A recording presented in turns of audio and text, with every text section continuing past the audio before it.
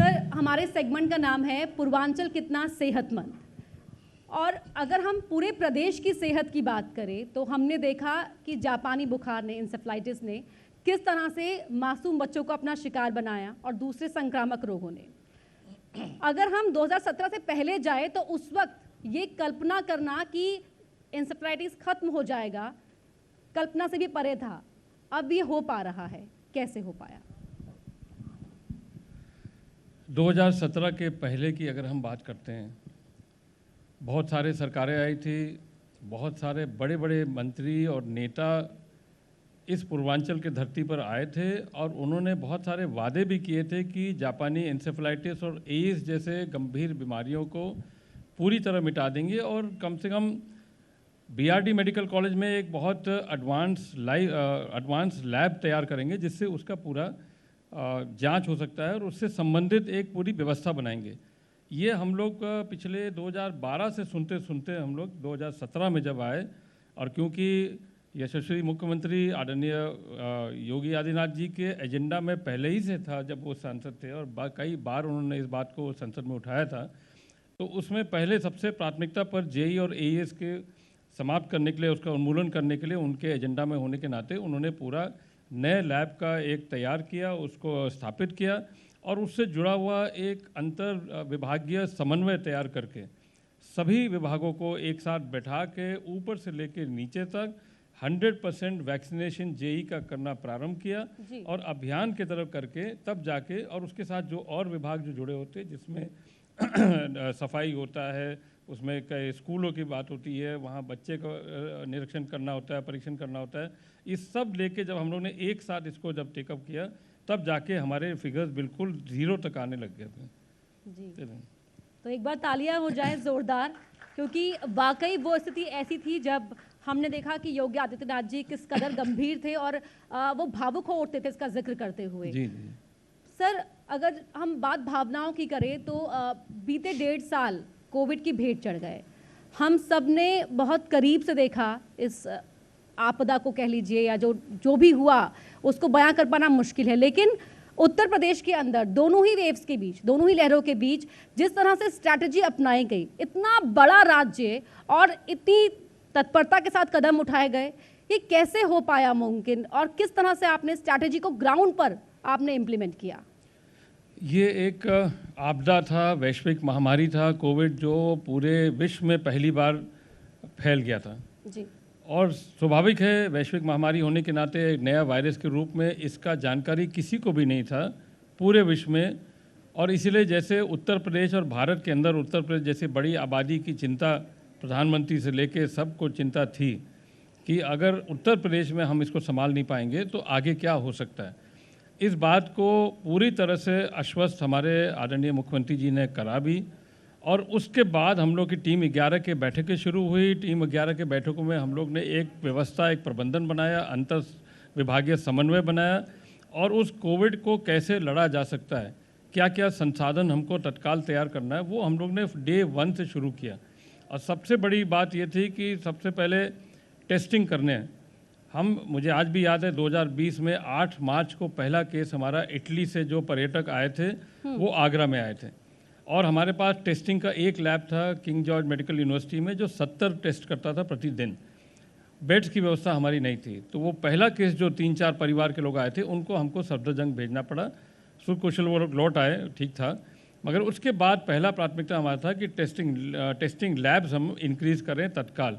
और आज उस समय जब 70 था, आज हम 4.5 लाख टेस्टिंग प्रतिदिन कर सकते, इतने लैब्स हमारे स्थापित हो गए मेडिकल कॉलेजेस में और उसके साथ हमारे जिला अस्पतालों में भी हम लोग ने ये स्थापित कर दिया। तो एक बहुत बड़ी व्यवस्था और पूरा धन को हमने डाइवर्ट करके खाली इस कोविड की लड़ाई के लिए हम लोग ने पूरा इसको किया। और उसके साथ फिर बेड्स की व्यवस्था, क्योंकि एक लंबी प्रक्रिया हुई, जितना तेज़ी से हम L1, L2, L3 श्रेणी के अलग अलग बेड्स बनाए, मेडिकल कॉलेज को इक्विप किया, इक्विपमेंट करा, दवाई कराए, लाइन ऑफ ट्रीटमेंट जो आईसीएमआर के द्वारा निर्धारित था उसको हमने पूरा सुनिश्चित किया। और फिर एक एक जितने भी हमारे पेशेंट्स आते थे, जितने भी पॉजिटिव केसेस को हम टेस्ट करते थे, उसका एक एरिया बना के 1:25 का कॉन्टैक्ट ट्रेसिंग करना और कॉन्टैक्ट ट्रेसिंग करके पूरी तरह से उसको उतना ही जगह पर सीमित करना, ये हमारा एक स्ट्रैटेजी था। और जैसे जैसे वो प्रोग्रेस हुआ और हमने एक ICCC जिसको हम कहते हैं integrated control and command centre, इस पूरी व्यवस्था को लगातार, क्योंकि एक अंदाज हुआ कि ये अभी थोड़ा समय लगेगा जाने में, तो integrated control and command centre का स्थापना हर जनपद में हुआ। कॉल सेंटर के माध्यम से टेस्टिंग करने वाली टीम अलग, हॉस्पिटल होम आइसोलेशन वाले टीम अलग, हॉस्पिटलाइजेशन वाले टीम अलग, RR टीम जो हमारे रैपिड रिस्पांस टीम थे जो जाके देखते थे, कॉन्टैक्ट ट्रेसिंग को देखते थे, जी दवाई उपलब्ध कराना होम आइसोलेशन में, ये सारी चीज़ें एक साथ उस कॉल सेंटर से हर जनपद में हम लोग ने सुनिश्चित किया, जिसमें एक जिला प्रशासन का समन्वय मिला के